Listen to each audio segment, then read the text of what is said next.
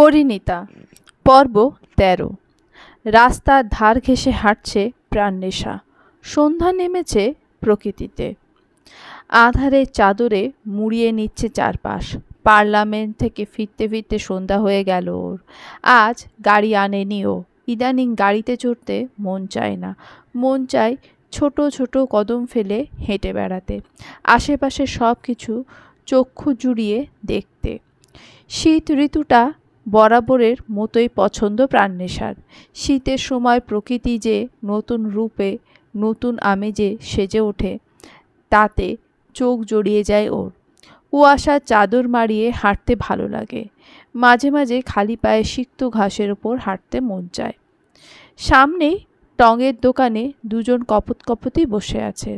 শাড়ি পরা রমণী নিজের হাতে থাকা চায়ের কাপে এক চুমুক দিয়ে এগিয়ে দিচ্ছে পাশের জনকে। সেও এক দৃষ্টিতে তার প্রেয়সীর দিকে তাকিয়ে চুমুক দিচ্ছে। এভাবেই চলছে তাদের চা পান। দুজনে একটা জ্যাকেটেই আবৃত করেছে নিজেদেরকে। চা খাওয়ার সময় নারীটির খুলে রাখা চুলগুলো মুখের ওপর এসে পড়ছে, আর প্রেমিক পুরুষ প্রেমময় দৃষ্টিতে তাকিয়ে ঝুঁকে কানের কাছে পেছনে চুল গুজে দিচ্ছে। মুখে কোনো কথা নেই দুজনের, অথচ দৃষ্টি দিয়েই যেন জগতের সব কথা বলে ফেলছে। মুচকি হাসল প্রাণনেশা। মানুষের ভালোবাসা দেখলেও ভালো লাগে।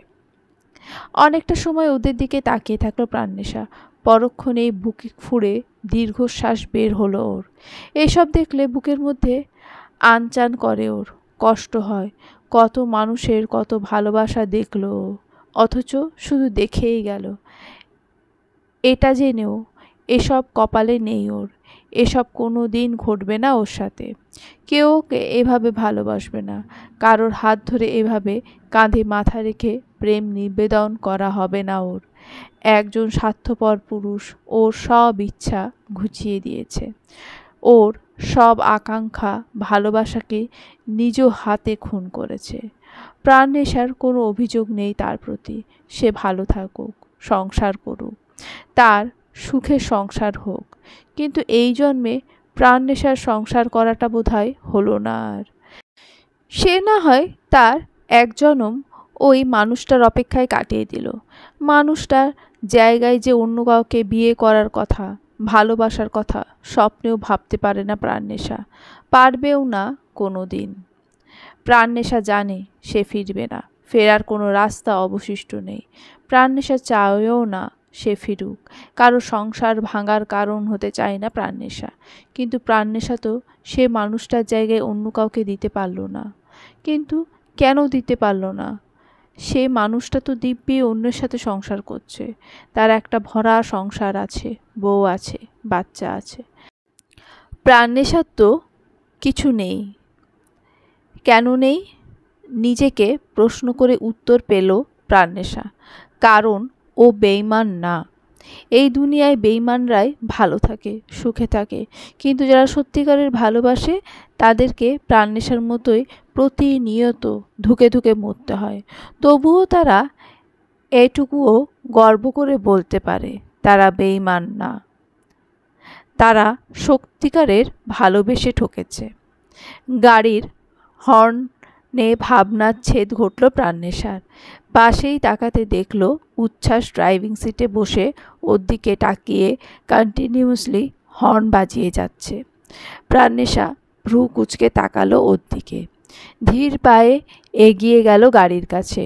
ও যেতেই উচ্ছ্বাস প্রখর স্বরে বলল, কতক্ষণ ধরে ডাকছিলাম তোমাকে, শুনতে পাইনি। কই যাও? বাড়িতে ফিরছি।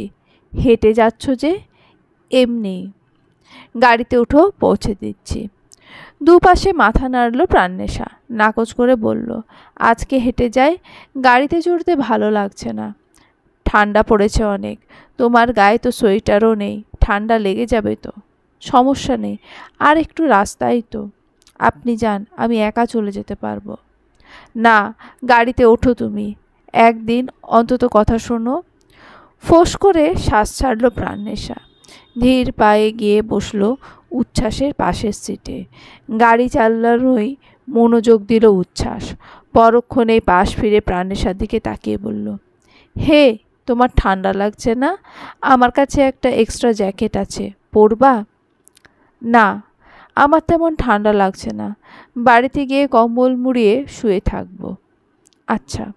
ব্যাস, আর কোনো কথা হলো না দুজনের মধ্যে। পিঠ ঝালা রাস্তায় কুয়াশার আবরণ ভেদ করে এগিয়ে গেল উচ্ছ্বাসের গাড়ি। ব্যালকনিতে তোয়ালে মেলতে এসেছিল প্রত্যুষ। একটু আগে হসপিটাল থেকে ফিরেছে ও। সন্ধ্যায় এই শীতের ঠান্ডার মধ্যে গোসল করতে হয়েছে ওকে। বাইরে থেকে এসে একটা লম্বা হট শাওয়ার না নিলে খাটাস খাটাস মনে হয় নিজেকে। আজকাল এত কাজের চাপ যাচ্ছে ওর ওপর, মাঝে মধ্যে ওভার টাইম ডিউটি করতে হয়। পুরো রাত পেশেন্টদের ফাইল ঘাটাঘাটি করে পরে সকালে আবার হসপিটালের উদ্দেশ্যে দৌড় দাও। দুদণ্ড জিরোবার ফুরসত নেই। বড্ড বেশি খাটুনি যাচ্ছে কয়েকদিন ধরে।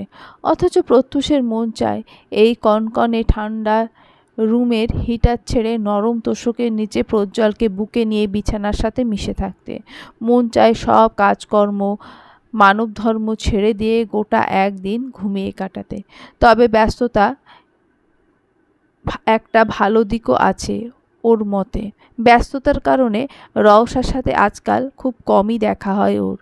রাতে তাড়াতাড়ি ঘুমিয়ে পড়ে ও, তখন রওশা কক্ষে আসে না। আবার সকালে রওশার ঘুম থাকা অবস্থাতে হসপিটালে চলে যায় ও।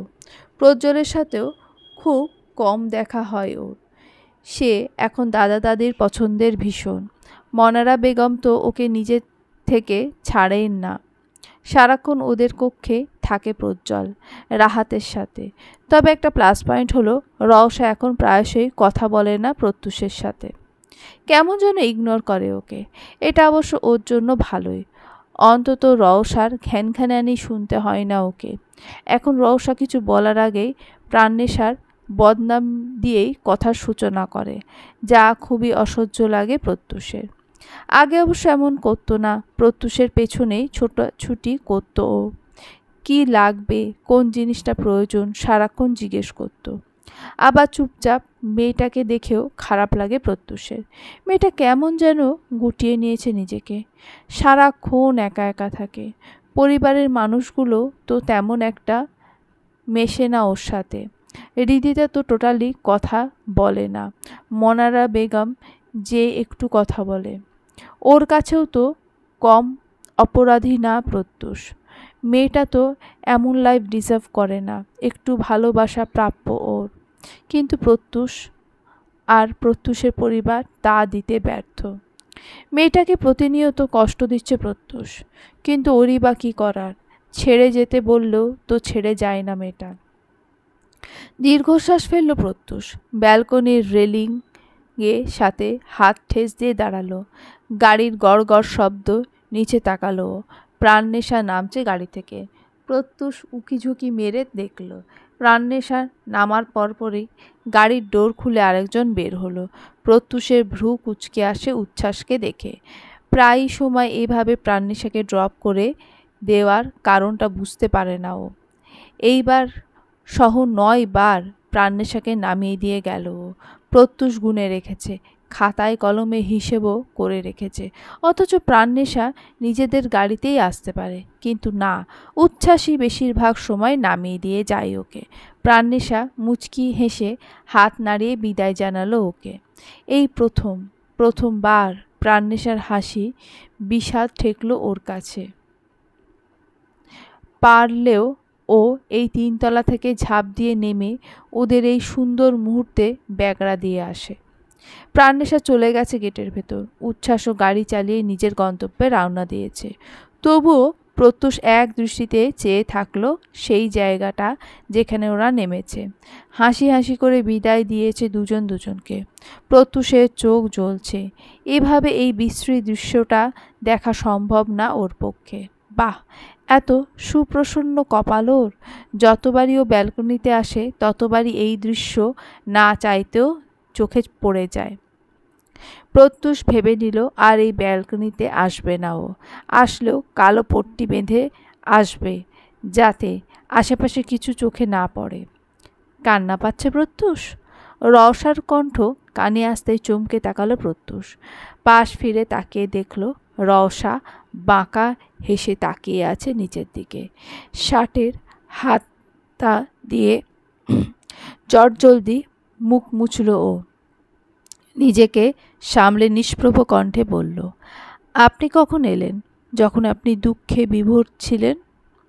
আমার কোনো দুঃখ নেই রওশা, আমার মতো সুখী এই দুনিয়ায় আর কেউ নেই। অথচ আপনার চোখ মুখ অন্য কিছু বলছে। এতটা ছিচকান্দনে কেন আপনি? উত্তর দিল না প্রত্যুষ। ধারালো দৃষ্টিতে তাকালো রওশা। প্রত্যুষের দুঃখী দুঃখী মুখ, যেন দুনিয়ার সমস্ত বিষাদ এই মুহূর্তে ওর মাঝে ঢেলে দেওয়া হয়েছে। রওশা তীক্ষ্ণ স্বরে বলল, প্রাণ নেশার জন্য? আর বলতে পারল না রওশা, থামিয়ে দিল প্রত্যুষ। প্রখর স্বরে বলল, আল্লাহর বাস্তে রওশা, প্রাণ নেশার নাম আপনি নিজের মুখে নেবেন না। ওকে নিয়ে আর একটা খারাপ কথাও আপনার মুখে বরদাস্ত করব না আমি। রওশা আক্রোশে চাইল। প্রাণ নেশাকে নিয়ে এহেন কমপ্লিমেন্ট সহ্য হলো না ওর। মেয়েটার নামও এখন অসহ্য লাগে ওর কাছে। রওশা ক্ষিপ্ত হয়ে বলল, দরদ উঠছে দেখছি। না, সব সময় তো উতলেই পড়ে, এটা আলাদা কি? কিন্তু যার জন্য আমার সাথে এত লড়ছেন, আপনার আদরের প্রাণনেশা মনে রেখেছে তো আপনাকে? আমি তো দেখলাম সে আপনার অস্তিত্ব মন থেকে নিশ্চিহ্ন করে দিয়ে নতুন প্রেমিক নিয়ে ঘুরে বেড়াচ্ছে, ভর সন্ধ্যায় বাসায় ফিরছে। সেটা আপনার জানার বিষয় না। এটা ওর জীবন, ও যেভাবে ইচ্ছা সেভাবে লিড করবে। আর ও আমাকে মনে রাখেননি বলছেন? তাহলে এত কষ্ট কার জন্য পেল ও? শুধু তো নিজেই কষ্ট পেল না, নিজের পরিবারকেও কষ্ট দিল। এবার অন্তত ভালো থাকুক ও, যার সাথেই থাকুক ভালো থাকুক। আমি তো দিব্যি বিয়ে করে বসে আছি। আর কত একা থাকবে মেয়েটা, আর কত কষ্ট পাবে। শক্ত গলায় বলল প্রত্যুষ। ক্রমাগত ফুঁসছে প্রত্যুষ, রাগ সংবরণের চেষ্টা করছে নিজের। কিন্তু সে ধৈর্য হয়তো সহ্য হলো না রওশার। আগুনে ঘি ঢেলে সে ফের বলল, আরেকজনের সংসারে আগুন ধরিয়ে সে আরেকটা প্রেমিক নিয়ে ঘুরে বেড়াবে, সেটা তো মানতে পারছি না। এত সতী সাবিত্রী হলে নিশ্চয়ই পরপুরুষ নিয়ে ভর সন্ধ্যায় বাড়ি ফিরত না, আর না বাড়িতে দাওয়াত করে নিয়ে আসতো। দেখি তো, একটা মেয়ে বন্ধু নেই ওর, তিনটা ছেলের সাথে ঘুরে বেড়ায়। কি মনে করেন কিছু দেখি না? আমাদের দেশে রাজনীতির প্রাঙ্গণ কেমন সেটা ভালোভাবেই জানা আছে আমার। সৃষ্টিকর্তা জানে কি কি করে বেড়াচ্ছে এগুলার সাথে। আপনার প্রাণনেশার চরিত্র তো একেবারে সোনা দিয়ে মোড়ানো। রওশার কণ্ঠে বিদ্রুপ, উপহাস, প্রাণনেশাকে নিয়ে এলোমেলো নেতিবাচক চিন্তা ভাবনা। প্রত্যুষের মেজাজ তুঙ্গে উঠল সহসা। পুরো দেহ আগুনের ন্যায় জ্বলে উঠল। আগুন সম দৃষ্টিতে তাকিয়ে বাহু ধরে ঝাঁকিয়ে ব্যালকনির দেওয়ালের সাথে ঠাস করে মেশালো। রওশা চিৎকার দেওয়া বা নিজের ব্যথাটুকু প্রকাশ করার সময় বা সুযোগ কোনোটাই পেল না। অথচ ওর মনে হচ্ছে ওর পিঠের হাড় ভেঙে গেছে, এতটাই জোরে দেওয়ালের সাথে মিশিয়েছে প্রত্যুষ। এতেই ক্ষান্ত হলো না ও। রওশা চোয়াল শক্ত করে চেপে ধরে আক্রোশে চেঁচিয়ে বলল, খবরদার রওশা, আমার প্রাণকে নিয়ে আর একটা বাজে কথা বলবেন না আপনি। আমার প্রাণ পবিত্র, ওর পবিত্রতা মাপার মতো যোগ্যতা বা মানসিকতা একটাও হয়নি আপনার। আপনি কাকে নিয়ে কি বলছেন রওশা? যার সব কিছু কেড়ে নিয়েছেন আপনি, তার কথা? আপনার লজ্জা করছে না এসব বলতে? একটা মেয়ে হয়ে আর একটা মেয়ের ব্যাপারে এতটা নিম্ন ধারণা আপনার? অথচ আপনি কতবার আমাকে সিডিউস করার চেষ্টা করেছেন সেটা বলুন। এখন হয়তো বলবেন আপনার স্বামী তাই, তবুও এটা জানার পরও আপনার প্রতি আমার কোনো ফিলিংস নেই। তবুও আপনি আমাকে কতভাবে ফাঁসানোর ট্রাই করেছেন। আপনি আগে নিজের দিকে তাকান রওশা। প্রাণনেশা ছোটবেলা থেকে ওই দুজন বন্ধুই ছিল। একটা বন্ধুত্বের সম্পর্ককে এতটা নিচে নামাতে বাধল না আপনার? অথচ শুরু থেকে থার্ড পার্সেন্ট আপনিই ছিলেন। রওশা ভয়ার্ত দৃষ্টিতে তাকালো। কপল বেয়ে গড়ালো অশ্রু। প্রত্যুষের দৃষ্টিতে আগুন ঝরছে, যেন চোখ দিয়ে ঝলসে দেবে ওকে। ক্রমাগত ফুঁসছে, ঠোঁট দুটো তিরতির করে কাঁপছে প্রত্যুষে, যেন আরও কঠোর কিছু কথা শোনাতে চাইছে। প্রত্যুষ নিজের হাতে চাপ বৃদ্ধি করল। রওশার মনে হলো ওর চোয়াল হয়তো এক্ষুনি মড়মড় করে ভেঙে যাবে।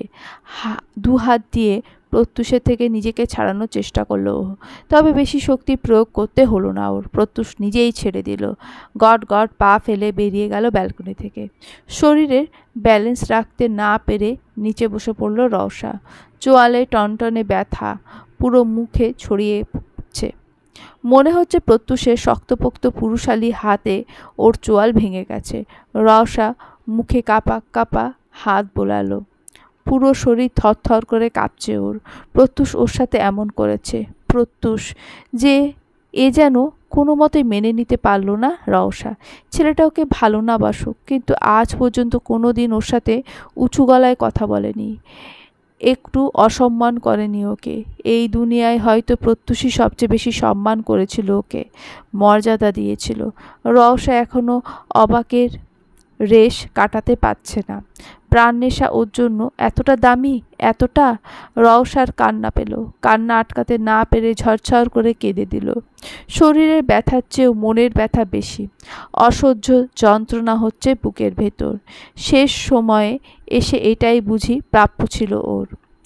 রাত কয়টা বাজে তা অনুমান করা যায় না। কুয়াশা ঘেরা পরিবেশ আর অমাবস্যার কালো আঁধারে বোঝার জো নেই রাতের কতটুকু সময় কেটেছে। রওশা থম মেরে বসে আছে মেঝেতে। তীব্র শীতে জমে যাওয়ার মতো অবস্থা ওর। গায়ে উষ্ণ কাপড় নেই, ফিনফিনে পাতলা শাড়ি পরনে, অথচ ও অনুভূতিহীন, নির্বাক। কাঁদতে কাঁদতে অশ্রু শুকিয়ে গালের মধ্যে দাগ বসে গেছে, চোখ ফুলে গেছে। রওশা আশপাশে তাকালো। ঝিঝি পোকার ডাক শোনা যাচ্ছে। কেমন যেন একটা ভুতুড়ে পরিবেশ, কিন্তু রওশার তো কোনো ভয় অনুভূত হচ্ছে না। ওর বুকে এক পাহাড় সম পীড়া। নিজের অবস্থান আরও একবার অনুভব করা যন্ত্রণা। সবার কাছে বোঝা হয়েই থাকলো। সবাই বারে বারে ওকে চোখে আঙুল দিয়ে দেখিয়ে দেয়। কেউ চায় না ওকে, কেউ না। রওশা হাতে ঠেস দিয়ে উঠে দাঁড়ালো। এলোমেলো পা ফেলে বেরিয়ে এলো ব্যালকনি থেকে। কক্ষে অন্ধকার বিরাজ করছে। রওশা এসে লাইট জ্বাললো। অসহায় দৃষ্টিতে তাকালো চারপাশে। ধীর পায়ে এসে ধপ করে বসলো বিছানার ওপর। যথেষ্টভাবে বিছানায় হাতড়ে ফোন বের করলো। কারণ নাম্বার ডায়াল করতে উপাস থেকে ফোন রিসিভ হয়। অপর পাশের মানুষটাকে কথা বলতে না দিয়ে রওশা উদ্বিগ্ন স্বরে বলল, দেখা করতে পারবা আজ রাতে? উপাস থেকে কি বলল বোঝা গেল না। রওশা ফের বলল, হ্যাঁ, এখনই দেখা করা প্রয়োজন। আমি অপেক্ষা করব। আজকে রাতে না এলে আর কোনো দিন আমাকে ফোন দেওয়ার দরকার নেই। রাত্রির তৃতীয় প্রহর চলছে। ঘড়ির কাঁটায় একটা ছুঁই ছুঁই। ক্লান্ত জনজীবন পাড়ি জমিয়েছে ঘুমের দেশে। জীবনের সমস্ত চিন্তাকে একপাশে সরিয়ে চোখ বুজেছে আয়েশে। তবে এই রাত্রির সময়টা সবার জন্য আয়েশের হয় না। অনেকেই গভীর রাতকে প্রকৃত সময় হিসেবে বেছে নেয় নিজের দুঃখগুলো সকলের চক্ষুগোচর রে একান্ত চিত্তে বিসর্জন দেওয়ার জন্য, যা হয়তো দিনের ঝকঝকা ফকফকা আলোতে সম্ভব হয় না। রওশাও থম মেরে বসে আছে ড্রয়িং রুমের সোফায়, চোখ দুটো স্থির নিচের দিকে তাকিয়ে। ঘুটঘুটে অন্ধকার নিমজ্জিত পুরো ড্রয়িং রুম। বাড়ির সকলে ঘুমে কাঁদা, শুধু ওর চোখেই ঘুম নেই। শুধু আছে কারোর আশা, এক রাশ আশা, অপেক্ষা। রওশা জানে না সে আসবে কিনা, তার অপেক্ষার সময় ফুরবে কিনা। তবু অপেক্ষা করতে ক্ষতি কিসের? আশা আর অপেক্ষা তো আমাদের বাঁচিয়ে রাখে। ফোনের টুং আওয়াজে ধ্যান কাটল ওর। রওশা তড়িঘড়ি মোবাইল হাতে নেয়। মেসেজ পাঠিয়েছে কেউ। লিখেছে, বাগান সাইডে এসো, আমি দাঁড়িয়ে আছি। মলিন হাসল রওশা। কথা রেখেছে সে। রওশার মতো অমূল্যবান তুচ্ছ মেয়েটার কথা অবজ্ঞা বা অবহেলা করে ফেলে দেয়নি। ধীরে স্থির রে উঠে দাঁড়ালো রওশা। মন্থর বেগে সদর দরজা পেরিয়ে বাইরে বেরোলো। চঞ্চল দৃষ্টি ফেলে তাকালো আশেপাশে। গেটের কাছে দারোয়ান টহল দিচ্ছে, হাতে লাঠি নিয়ে চক্কর দিচ্ছে চারিদিকে। রওশা নিশ্চুপ পা টিপে টিপে বাগান সাইডে গিয়ে দাঁড়ালো। তবে এখানে তেমন অন্ধকার নেই, লাইটে ছটা আসছে কোথাও থেকে। এতক্ষণ নিশ্চিন্তে থাকার রওশা এবার আশঙ্কায় বুক কাঁপছে, ভয়ে হৃৎপিণ্ড ওঠানামা করছে। কেউ যদি দেখে ফেলে তাহলে ওর চরিত্রে কালি লেপন হতে বেশি সময় লাগবে না। রওশা অবিরত হাত কচলাচ্ছে। এই শীতের রাতেও দরদর করে ঘামছে ও। একটু বেশি সাহস দেখিয়ে ফেলল কি? না, ঠিকই আছে। এই সাহসটুকু এই মুহূর্তে খুব করে প্রয়োজন ওর। এভাবে প্রতিনিয়ত মরার চেয়ে একেবারে একটু সাহস দেখানোই শ্রেয়। আজ হয় ও বাঁচবে, নয়তো সারা জীবনের মতো সবার কাছে কলুষিত হবে। কলঙ্ক নিয়ে তখন নিশ্চয়ই মৃত্যু ছাড়া আর উপায় থাকবে না। অথচ রওশা মুক্তিই পেতে চায়, সেটা জীবন থেকে হোক বা নিঃশ্বাস ত্যাগ করে। ওকে যে আরেকজনকেও মুক্তি দিতে হবে। আচমকা কাঁধে কারোর হাতে স্পর্শ পেতে রওশা আটকে উঠল। পিলে চমকে উঠল ওর, ছলাৎ করে লাফিয়ে উঠল কলিজা। ছিটকে দূরে সরে আতঙ্কিত দৃষ্টিতে তাকালো সামনে। আগন্তুক দাঁত দেখিয়ে কৌতুক করে হাসছে। রওশা ভয় উবে গেল তার উপস্থিতিতে। কোমরে হাত দিয়ে কটমট দৃষ্টিতে তাকালো, বলল, এভাবে কেউ ভয় দেখায় নীল? আমি তোমাকে ভয় দেখিয়েছি? অথচ এভাবে খোলা চুলে দাঁড়িয়ে থেকে তুমি ভূতনির পরিচয় দিলে। তোমার কাছে আসতে ভয় লাগছিল আমার, কি না কি ভেবে দোয়া দরুদ পড়ে তারপর এসেছি। বলেই আবার ঠোঁট টিপে হাসল। রওশা হতাশ চিত্তে তাকালো ওর দিকে। নেতিয়ে যাওয়া কণ্ঠে বলল, তুমি কি সবসময় মজার মুডেই থাকো নীল? কই, আমার জীবনে তো একটুও মজা আসে না। নীল হাসি থামালো সহসা। রওশা কণ্ঠ স্বাভাবিক মনে হচ্ছে না, কেমন যেন দুঃখী দুঃখী ভাব। নীল শখের ন্যায় ব্যস্তভাবে বলল, এভাবে বলছো কেন? কি হয়েছে তোমার? এত রাতে এভাবে জরুরি তলব কেন? আমার জরুরি তলবে তুমি আসতে গেলে কেন?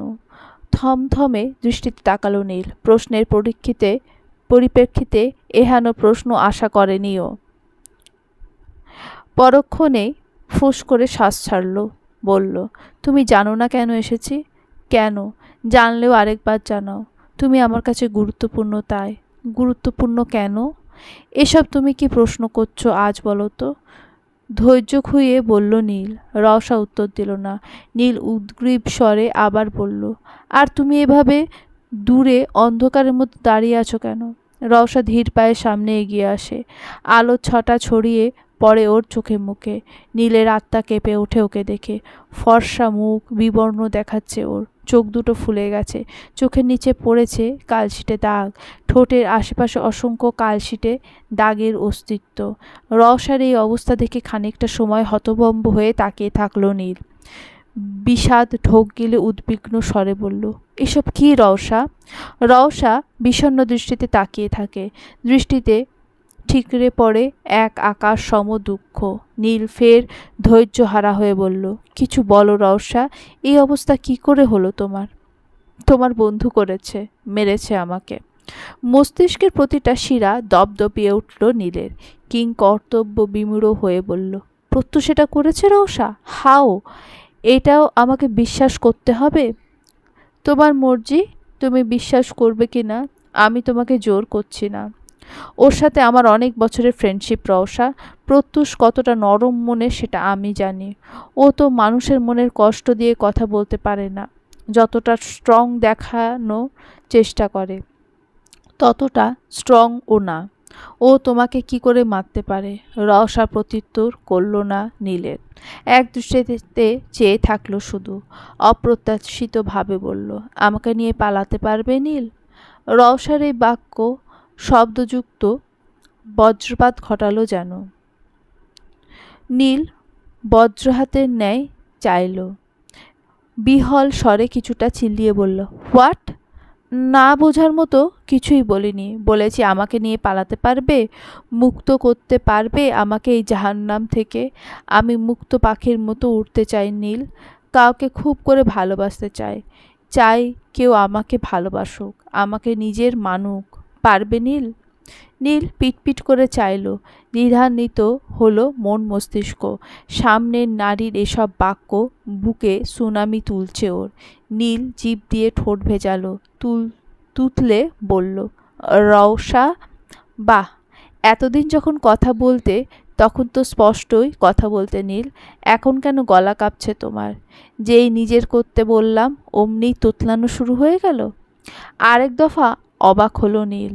মেয়েটা ভুল বুঝছে ওকে। এত ধাক্কা মস্তিষ্ক নিতে পারেনি ওর। নীল উদ্গ্রীব স্বরে বলল, ভুল বোঝো না, তবে এই অপ্রত্যাশিত আবদার কেন রওশা? আমাকে ভালোবাসো না তুমি নীল? বলো আমাকে, তাহলে কেন তোমার গলা কাঁপছে? আমি তোমাকে কখন বলেছি আমি তোমাকে ভালোবাসি? এমন কথা তো কোনোদিনও হয়নি আমাদের মধ্যে। রওশা ফ্যাল ফ্যাল দৃষ্টিতে চেয়ে থাকলো কিছুক্ষণ ওর দিকে। এতদিন কথা বলার পর বলছে ছেলেটা ভালোবাসেনি ওকে। অক্লিষ্ট ঢোক গেল রওশা। চোখের পলকে বিদ্যুৎ বেগে নীলের কলার খামচে ধরল। আগুন দৃষ্টিতে তাকিয়ে চিবিয়ে চিবিয়ে বলল, এই, যদি ভালো নাই বাসো তাহলে এতদিন এইসব কী ছিল? কেন ফোন দিয়েছিলে আমাকে? কেন টেক্সট দিয়ে কনসার্ন দেখিয়েছ আমার জন্য? তুমিই প্রথম এক পা বাড়িয়েছিলে আমার দিকে, কিন্তু আমি যাইনি তোমার কাছে। তাহলে আজ এসব কেন বলছো? কেন আমার হাতটা আঁকড়ে ধরতে পারছো না তুমি? নীলের চোখ কোঠর থেকে বের হওয়ার উপক্রম। রওশা এসব ব্যবহার কল্পনাতীত নীলের কাছে। আগুন চোখের দিকে তাকিয়ে নীল আই ঢাই করে বলল, কী করছো রওশা? সামলাও নিজেকে। রওশা ঝরঝর করে কেঁদে দিল। ওভাবে কলার আঁকড়ে ধরেই নীলের প্রশস্ত বুকে মাথা ঠেকালো। হিচকি তুলে বলল, নীল, নীল প্লিজ, প্লিজ আমাকে গ্রহণ করো। আমি বাঁচতে পারছি না নীল, মরে যাচ্ছি আমি। এভাবে থাকতে থাকতে হয়তো মরেই যাব। তুমি আজ আমাকে প্রত্যাখ্যান করে চলে গেলে, হয় আমার দু চোখ যেদিকে যায় সেদিকে চলে যেতে হবে, নয়তো আমার মরা ছাড়া আর কোনো উপায় থাকবে না। বাঁচাও আমাকে নীল, প্লিজ বাঁচাও। নীলের বুক কাঁপল। অচিরাত মেয়েটাকে খালি মরার কথা বলছে। তবুও নিজেকে সামলে সূক্ষ্ম স্বরে বলল, রওশা, তুমি আমার বন্ধুর বউ, প্রত্যুষ আমার বেস্ট ফ্রেন্ড। আমি কি করে তোমার হাত আঁকড়ে ধরতে পারি? আমি কি করে ওকে ঠকাতে পারি রওশা? বোঝার চেষ্টা করো আল্লাহর ওয়াস্তে। এতদিন যে কথা বললে, তোমার সো কল্ড ভালোবাসা দেখালে, তখন মনে হয়নি যে বন্ধুকে ঠকানো হচ্ছে? আর কিসের ঠকানোর কথা বলছো তুমি? প্রত্যুষের জীবনে বোঝা আমি। আমি সরে গেলে ও বরঞ্চ আরও খুশি হবে, দোয়া করতে পারে তোমার জন্য। কাঁদতে কাঁদতে বলল রওশা। নীল যেন অকুল পাথারে পড়ল। ও জানে প্রত্যুষ ভালোবাসে না রওশাকে, তবুও তো প্রত্যুষে সম্মান জড়িয়ে আছে রওশার সাথে।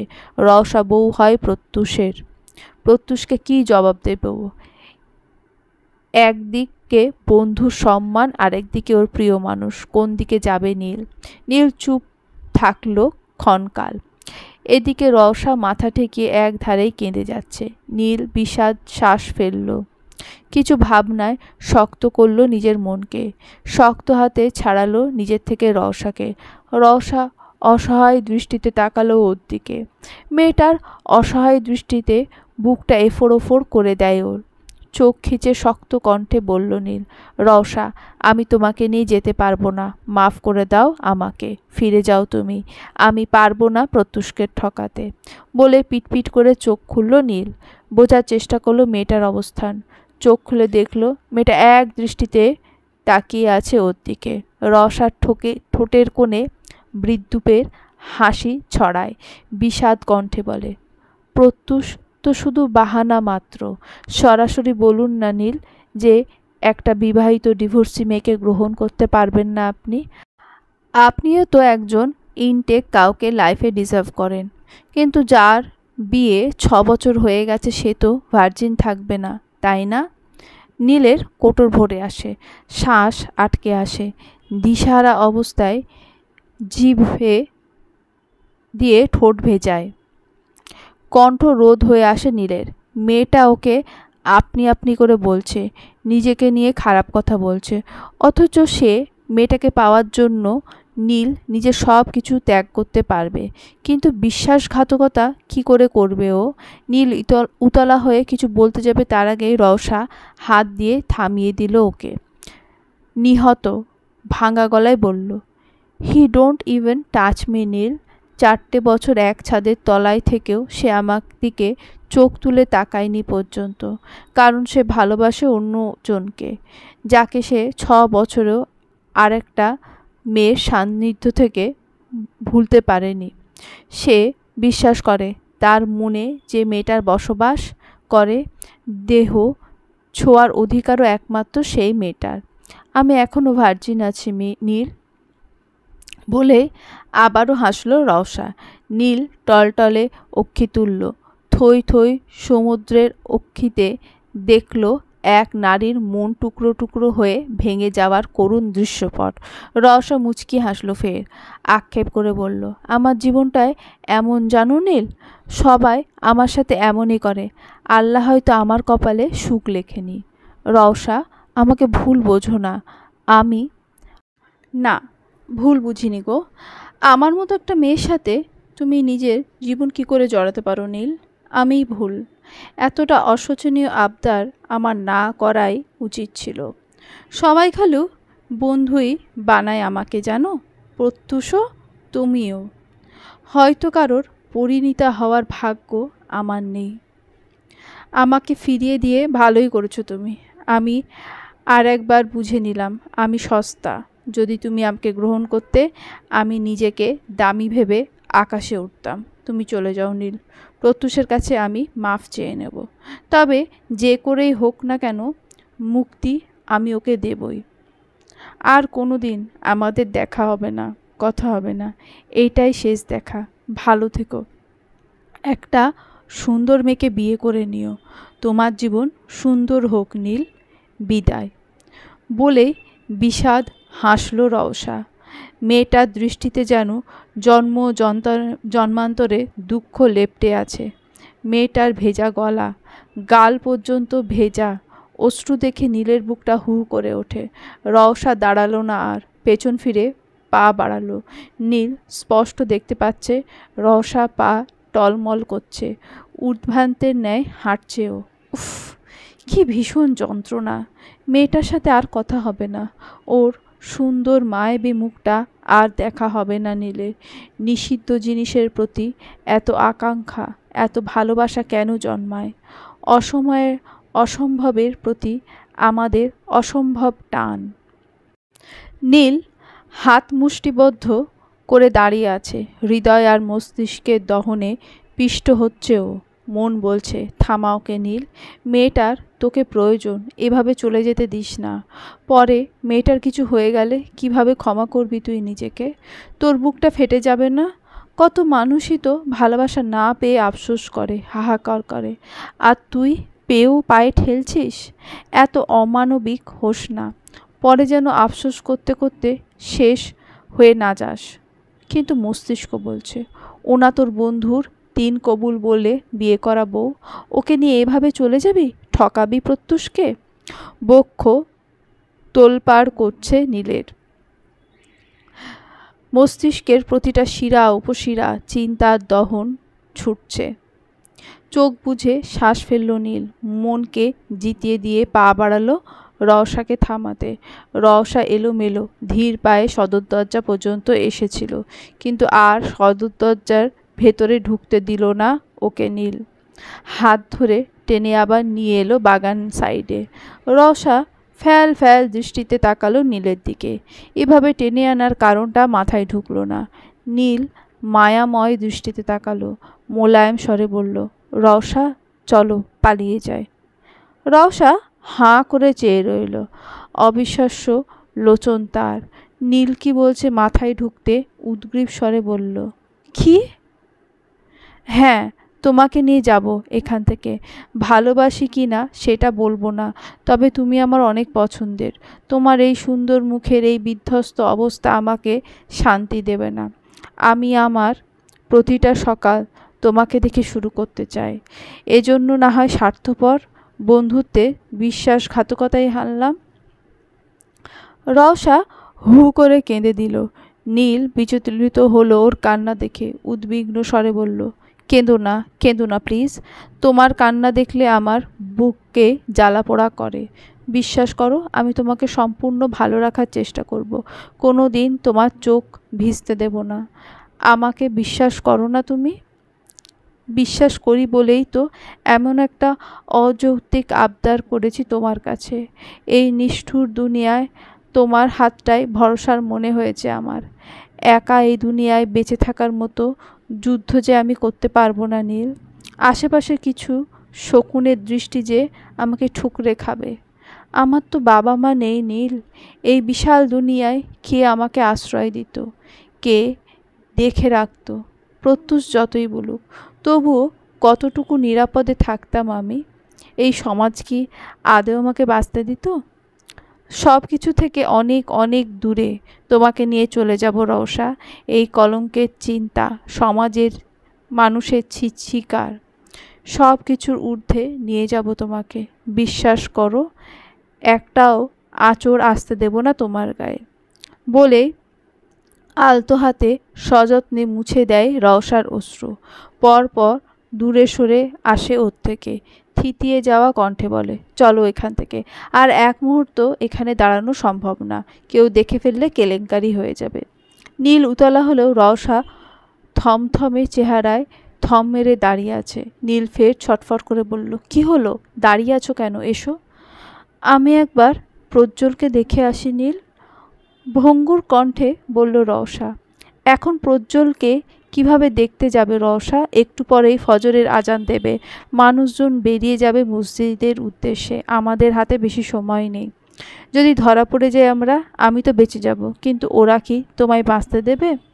রওশা ছলছল নয়নে চাইল ওর দিকে, গুমোট স্বরে বলল, ছেলেটাকে একবার না দেখে কি করে চলে যায় নীল? আমি তো ওকে কখনো অন্যের সন্তান হিসেবে দেখিনি, সব সময় নিজের ভেবেছি। বাচ্চাটাকে একবার না দেখে চলে যাব? আমি যাব আর আসব। তুমি এখানে একটু অপেক্ষা করতে পারবে না আমার জন্য? পারবো, যাও। রওশা কৃতজ্ঞ দৃষ্টিতে তাকিয়ে পা বাড়ালো। নিশ্চুপ নরম পা ফেলে সিঁড়ি বেয়ে উঠল। প্রত্যুষের কক্ষে ঢুকে প্রজ্জ্বল ঘুমাচ্ছে বিছানার ওপর। কাউচের উপর ঘুমাচ্ছে প্রত্যুষ। ছেলেটা কাজ করতে করতে কাউচের উপরই ঘুমিয়ে পড়েছে। রওশা এক পলক সেদিকে তাকিয়ে বিছানার কাছে এগিয়ে গেল। প্রজ্জ্বলের পাশে বসে আলতো জড়িয়ে ধরল ওকে। সিক্ত দৃষ্টিতে তাকিয়ে কপালে চুমু দিল। ভেজা গলায় আদর মিশিয়ে বলল, তোমার রওশা মাম তোমাকে অনেক মিস করবে বাবা। এই দুনিয়ায় তুমি একমাত্র আমাকে নিঃস্বার্থভাবে ভালোবেসেছিলে। তুমি তোমার রওশা মামকে ভুলে যেও না, ভুল বোঝো না তাকে। তোমার রওশা মাম তোমাকে অনেক ভালোবাসে। রওশা ছোট্ট ছোট্ট হাতে চুমু খেলো, মাথায় হাত বুলিয়ে দিল। ধীরে উঠে দাঁড়ালো বিছানা ছেড়ে। একে একে নিজের হাতের চুড়ি, নাকের ফুল খুলে ফেললো। একটা কাগজ খুঁজে কাগজে মুড়িয়ে টেবিলের ওপর রাখলো জিনিসগুলো। কক্ষ ছেড়ে বেরোনোর আগের মুহূর্তে প্রত্যুষের ঘুমন্ত মুখের দিকে তাকালো রওশা। মলিন হেসে নিষ্প্রভ কণ্ঠে বলল, থ্যাঙ্কস ফর এভরিথিং প্রত্যুষ। আপনার অবদান আমি ভুলব না কোনো দিন। আমি কৃতজ্ঞ আপনার প্রতি। বলেই দ্রুত পা বাড়ালো রওশা। সদর দরজা দিয়ে বেরোনোর আগে একবার ড্রয়িং রুমটা দেখে নিল ভালো করে।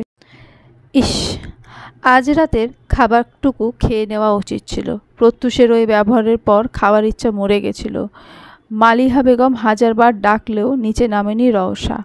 ওই একটাই তো মানুষ ছিল যে খেয়াল রাখত রওশার। দীর্ঘশ্বাস ফেলল। কাল থেকে এ বাড়ির একটা মানুষকেও দেখা হবে না ওর। যদিও ওদের সাথে কোনো কালেই ঘনিষ্ঠতা ছিল না, তবুও মায়া জিনিসটা বড্ড খারাপ। যার উপর একবার পড়ে যায় মৃত্যুর আগ পর্যন্ত ভোলা যায় না তাকে। বাগান সাইডে দাঁড়িয়ে মশার কামড় খাচ্ছিল নীল। তক্ষুনি হন্তদন্ত হয়ে রওশা এলো। ব্যগ্রস্বরে বলল, সরি লেট হয়ে গেছি তাই না? এতক্ষণ লাগে আসতে? এদিকে মশারা আমাকে তাদের সম্পত্তি ভেবে কামড়ানো শুরু করেছে। নীল কোমরে হাত ঠেকিয়ে বলল। রওশা ঠোঁট টিপে হাসে। পরক্ষণেই নেতানো কণ্ঠে বলল, সব কিছু রেখে এসেছি নীল, এই বাড়ি থেকে একটা সুতোও নিয়ে যাব না। ভালো করেছ, মুচকি হেসে বলল নীল। পুনরায় আশেপাশে তাকিয়ে উদ্বিগ্ন স্বরে বলল, সামনে তো দারোয়ান টহল দিচ্ছে, আমি না হয় দেওয়াল টপকে এসেছি, তুমি কেমনে যাবে? কি, তুমি দেওয়াল টপকে এসেছো? বিস্ময় নিয়ে বলল রওশা। তো দেখো তোমার জন্য কত কষ্ট করেছি, তবুও তুমি অ্যালিগেশন দিচ্ছ তুমি কারোর জন্য গুরুত্বপূর্ণ নও। রওশা মাথা নোয়ালো, মিন মিন করে বলল, আমি কি বেরোতে পারবো না এখান থেকে? কেন পারবে না? ওয়েট, দেখো কি করি। বলেই নিচে তাকিয়ে খুঁজল কিছু। দূরেই এক টুকরো বড় সাইজের ইট পড়ে আছে। নীল ফিচেল হেসে তুলে নিল সেটা। গায়ে সকল শক্তি দিয়ে সজোরে ছুঁড়ে মারল দূরে। দারোয়ান হকচকিয়ে যায়। শব্দের উৎস খুঁজে ছুট লাগায় সেই দিকে। গেট ফাঁকা হতেই নীল চুপি চুপি বেরোলো রওশাকে নিয়ে। গাড়ি একটু দূরে পার্ক করেছিল বাড়ি থেকে। রওশাকে নিয়ে সেখানে গেল নীল। গাড়ির দরজা খুলে দিয়ে তার তড়িঘড়ি করে বলল, ওঠো, তাড়াতাড়ি ওঠো। রওশা ফটাফট উঠল গাড়িতে। চারপাশে আজানের ধ্বনি শোনা যাচ্ছে। ফজর শুরু হয়ে গেছে। এক্ষুনি হয়তো ছেলেরা বেরোবে মসজিদের উদ্দেশ্যে। প্রাণনেশা উকিঝুঁকি মেরে চাইল জানলা দিয়ে। রওশাকে গাড়িতে উঠতে দেখে অবাক হয়ে বলল, এই রওশা আপু এই সময়ে কোথায় যাচ্ছে? প্রত্যুষ ভাইয়ের সাথে ক্যান্ডেল লাইট ডিনারে? নিজের ভাবনায় নিজের মাথায় গাঁটটা মারল ও বিড়বিড় করে বলল, ধুর, এই সময় কিসের ক্যান্ডেল লাইট? আর আমার কি, এরা কোথায় যাচ্ছে সেটা নিয়ে জাহান্নামে যাক। গট গট পায়ে ফেলে বিছানার ওপর গিয়ে বসলো প্রাণনেশা। আজ মুভি দেখতে দেখতে পুরো রাতটাই কেটে গেছে ওর। যেই না জানলার কাছে গিয়ে দাঁড়ালো, দেখলো রওশা গাড়িতে উঠে কোথায় চলে যাচ্ছে। নীল গাড়ি স্টার্ট দেয়। রওশা সিটিয়ে বসে আছে। বুক ধুকপুক করছে ওর। নীল এক পলক ওর দিকে তাকিয়ে বলল, ভয় করছে? রওশা মাথা নাড়ায় দুপাশে, দৃঢ়তার সহিত ঘোষণা করে, না, একটু নার্ভাস। যখন বিশ্বাস করে হাত ধরে ঘর ছেড়েছি তখন ভয় পাবো কেন? নীল হাসলো। গাড়ি চালানো শুরু করলো ফুল স্পিডে। যত্রতত্র বের হতে হবে গ্রাম ছেড়ে। সকালের আলো ফোটার আগে সবার দৃষ্টিসীমার বাইরে চলে যেতে হবে। প্রত্যুষ ব্যালকনির রেলিংয়ে হাত ঠেকিয়ে ঘুমো ঘুমো দৃষ্টিতে তাকিয়ে আছে রাস্তায়। নীলের গাড়ি ছুটে যেতেই হামি তুলল ও বিরক্তি ঝাড়া কণ্ঠে বিড়বিড়িয়ে বলল,